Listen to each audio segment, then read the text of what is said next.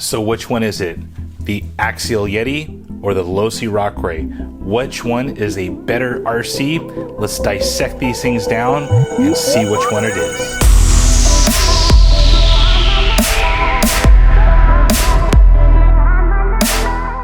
Hey guys, Rich here from the RCNetwork.com, and today we have a pretty cool video. Now, I've been planning for this video for the last month or so, trying to get all the information together on comparing the Axial Yeti RTR versus the Losi Rock Rey RTR. Now, this video will have lots of information between the two ready-to-run vehicles. Yes, these both started off as ready-to-runs. They've been highly upgraded, and yes, I do race these two vehicles. Now, in this video, we will be comparing RTR specs to RTR specs and keeping everything in mind on those grounds. So first off, why do people compare the Axial Yeti with the Losi Rock Rey? Well, they're both based on rock buggies. These are both four-wheel drive, independent front suspension with a solid rear axle. They both have lots of scale features, and they definitely look good out in the rocks. As far as street values, both vehicles come as an RTR version. The Axial Yeti retails on the market for about $429 plus the price of a battery to get you going. The Losi Rock Rey goes for $449, about 20 bucks more, and you also have to supply your own 2S to 3S battery for both vehicles. The Axial Yeti comes with a pretty decent supply of RTR electronics, including a 3150 kV brushless, sensorless 550 sized CAN motor and a 2S to 3S brushless ESC. It has a typical RTR servo and a tactic remote to control everything in 2.4 gigahertz. The Rock Rey has very similarly spec'd electronics, including a 2800 kV brushless, sensorless 550 canned motor with a 2S to 3S ESC. It has a typical RTR servo, and it does come with a Spectrum DX2E 2.4 gigahertz remote, complete with AVC equipped. As far as size dimensions, the Axial Yeti is 12.3 inches in width and has a 14.25 inch wheelbase. The RTR version comes in at 6.51 pounds. The Losi Rock Rey is just slightly larger with a 13 inch width and a 15 inch wheelbase, and it comes in a very similarly weighted vehicle at 6.55 pounds for the RTR version. So what came first, the chicken or the egg? Well, in Axial's case, the Axial Yeti came first, and then the Score trophy truck came second. On the flip side, the Losi Baja Rey, which is their trophy truck, came first, and then finally the Rock Rey came second. In Axial's case, you can convert the two vehicles. You can go from Score trophy truck to Axial Yeti and vice versa by just adding a few parts. You will need a cage, body, bumper, body mounts to make the Axial Yeti into the Axial Score trophy truck, and of course wheels and tires to make it all look right. To my knowledge, the Losi Rock Rey is unable to convert over to the Baja Rey. There's several differences in the suspension components that prevent it from changing over. If you wanted to race your Axial Yeti or Losi Rock Rey in the local U4RC racing, the Axial Yeti is 100% able to do so, and it meets all specs for both the Indy class and also the 2.2 Unlimited class. Now, as far as the Losi Rock Rey, you can compete immediately out of the box in the 2.2 Unlimited, but if you plan to run the Indy class, you will have to lock your center differential. It does need to be locked for 2.2 Indy, but that's a simple part that is available from Viterra. The first part of this section will be talking about negatives on the Axial Yeti versus positives on the Losi Rock Rey. Keep in mind, this is all comparing RTR vehicles. Now, the RTR version of the Yeti comes with centered steel gears, where the Losi Rock Rey does come with some HD steel gears.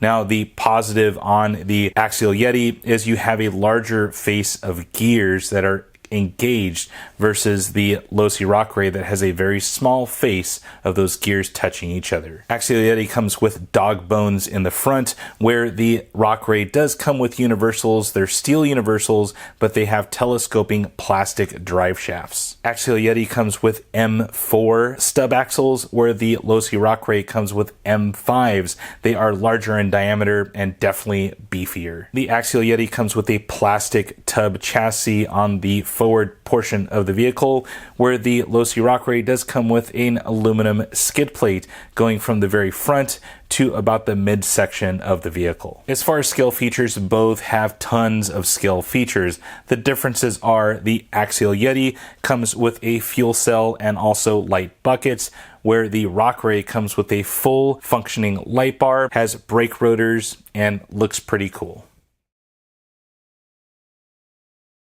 Now, the last portion of this section, we'll be talking about positives on the Axial Yeti versus negatives on the Losi Rock Rey. The Axial Yeti is easily accessible underneath. Simply flip up the top and you have access to all of your electronics. As far as the Losi Rock Rey, you have 32 washers and 16 screws to be able to remove the stock body to get inside of the vehicle. The Axial Yeti has a fully sealed transmission. No dirt, grime, or anything gets inside of the transmission area. The Losi Rock Rey, lots of dirt, silt, and fine particles get into the transmission. It is all steel gears, but it definitely wreaks havoc over time. The Axial Yeti, as minor as this seems, has 1.5 millimeter drive pins throughout, which is a nice feature. The Losi Rock Rey, being a slightly larger vehicle, has 1 millimeter drive pins throughout, and a lot more of them. You have drive pins on front drive shafts, rear drive shafts, and all of the 12 millimeter hexes. In the long term, the Axial Yeti has a lot more gearing options, both with the bevel gears and also spur gears. There's lots of options to fine-tune your drivability of the Axial Yeti, where the Losi Rock Rey, since it's only been out since January of 2017, it has very minimal gearing options. You have the Rock Rey bevel gears, and you also have the Baja Rey, which are a little bit slower. Haven't seen too much as far as spurs, but there's at least 5 to 6 different spur sizes on the Axial Yeti. Let's talk aftermarket support. The Axial Yeti is the king of aftermarket support. Now, Axial was pretty smart because they used all the parts from the Exo Terra buggy on the front, and they used all the parts from the Axial Wraith on the rear of this. So parts were pretty much already available. There was some specific parts for the Yeti, but you have tons of companies out there making parts, including Axial Racing. Yes, they do make their own upgrade parts. You have Vanquish Products, Hot Racing, STRC, Strong Arms, Proline Racing, Beef Tubes. There's definitely lots of aftermarket support for the Axial Yeti, and you can find almost every part to make your own Axial Yeti without having to buy one. On the flip side, the Losi Rock Rey has very minimal aftermarket support. There's been lots of crossover items that you can use, like the Proline shocks here. They are fittable onto the Losi Rock Rey, but they're not ideal. Now, as far as upgrade companies out there, of course, you have Losi that is making some aluminum upgrade parts. You have Vanquish Products that has 2 items to date, just the rear axle and the upper links.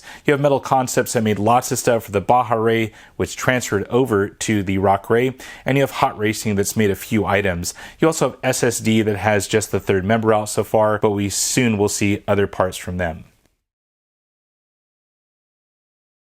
As far as stock parts support, the Axial Yeti is pretty well taken care of. Like I said, Exo Terra on the front, Axial Wraith on the rear. So all those parts are pretty much available out there.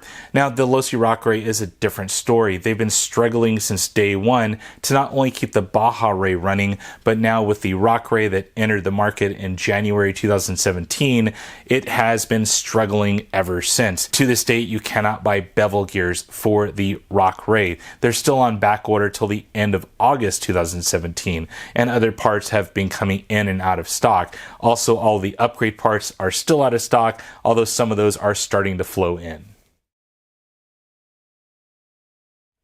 So you just bought that Axial Yeti RTR and you want to know what's needed. What is the must needed upgrades out of the box to get you running and have some peace of mind? Here's a quick list in no particular order that I've listed for the Axial Yeti that I feel, this is my opinion, as far as what's needed to get you out there and have a little peace of mind out on the trails. The first thing is the steering rack and post system. Definitely needs to be upgraded. It's all plastic on the stock version. You do need to upgrade that to some aluminum items. You do need trailing arms and upper links just to stiffen the rear portion of the chassis. It definitely helps.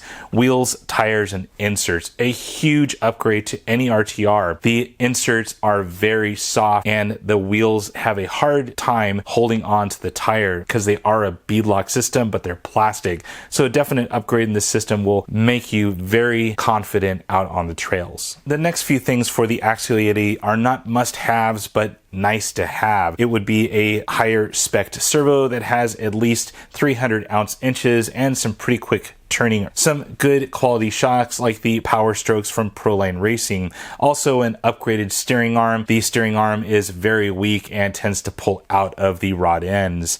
MIP rear drive shaft definitely helps. And of course, front universals that we do see in the kit version of the Axial Yeti. The Losi Rock Rey has a much shorter list because in turn it does a better job out of the box versus the Axial Yeti. Now the first thing that everyone screamed about was the servo horn. It just needs a quick little $8 TLR22 servo horn spec to your servo. Deleting the AVC is a simple programming feature. You can delete that out. I don't like AVC personally. Some people do. I personally did not. Lastly, the steering rack definitely helps if you upgrade it to the Losi aluminum version. It stiffens everything on the front end and gives you a little bit more peace of mind. And finally, wheels, tires, and inserts. The stock tire is plagued by a very soft insert. It's a tall tire and it tends to roll over easy on that soft insert. So putting in some good dual stage closed cell foam inserts and of course a little bit more aggressive tire that's a little bit shorter to keep everything down low, and you can't beat putting on a nice aluminum beadlock. They look great and longevity will speak volumes. Now let's talk drivability. Now it wouldn't be even an issue if these things both drove like crap, but they don't. These are both great drivable vehicles. The Axial Yeti is very consistent. It's consistent on the straights, it's consistent on the jumps and the turns. It does a great job throughout. On the jumps and lands, it does it well. It can donkey kick though if you have the wrong setup. A lot of people have been commenting on rear shock setup. A lot of it has to do with the way you drive and also the way you add weight to your vehicle. If you add a lot of weight to the front of the vehicle, it can donkey kick, so keep that in mind. Lastly, the Axial Yeti crawls better than the Losi Rock Rey. It's just a proven fact. If you have a locked center transmission like the Axial Yeti does, it will crawl better, and it does a great job at it. As for the Losi Rock Rey, it just seems to be a wider, longer platform. It just seems more stable and planted, especially in the turns. This thing does a great job of keeping its line and driving through those turns. As far as jumps and lands, it does a great job. It's a very stable platform. If you leave it unlocked, and as far as the center diff, it does a great job. It almost feels like an 8-skill buggy. As far as suspension, it does have a little bit longer stock suspension than the Axial Yeti. So you will have a little bit more suspension travel, and as long as you keep that at bay, you'll do great on the straights and the turns. As far as overall appearance, stock versus stock, the Losi Rock Rey appears faster on 3S. It just seems to be geared a little bit better. The lower kV motor has the right amount of voltage, and it does a great job. Well, that is all of my information. So let's boil it down. Which one do you buy? The Axial Yeti or the Losi Rock Rey?